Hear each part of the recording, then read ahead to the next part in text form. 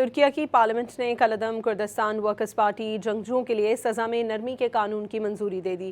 ترک میڈیا کے مطابق کالعدم کرد گروپ کے متعدد سابق جنگجوؤں کو جزوی معافی دی جائے گی اور ان کی قید کی سزائیں معطل کی جائیں گی۔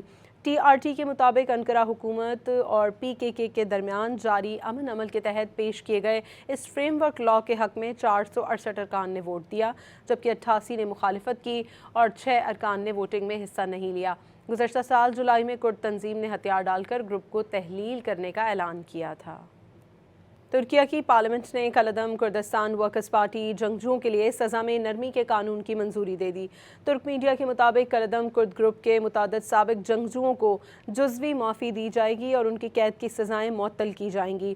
ٹی آر ٹی کے مطابق انقرہ حکومت اور پی کے درمیان جاری امن عمل کے تحت پیش کیے گئے اس فریم ورک لا کے حق میں 468 ارکان نے ووٹ دیا، جبکہ 88 نے مخالفت کی اور 6 ارکان نے ووٹنگ میں حصہ نہیں لیا۔ گزشتہ سال جولائی میں کرد تنظیم نے ہتھیار ڈال کر گروپ کو تحلیل کرنے کا اعلان کیا تھا۔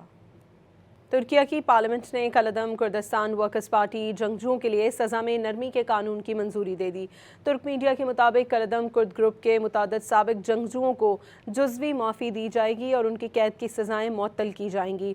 ٹی آر ٹی کے مطابق انقرہ حکومت اور پی کے درمیان جاری امن عمل کے تحت پیش کیے گئے اس فریم ورک لا کے حق میں 468 ارکان نے ووٹ دیا، جبکہ 88 نے مخالفت کی اور 6 ارکان نے ووٹنگ میں حصہ نہیں لیا۔ گزشتہ سال جولائی میں کرد تنظیم نے ہتھیار ڈال کر گروپ کو تحلیل کرنے کا اعلان کیا تھا۔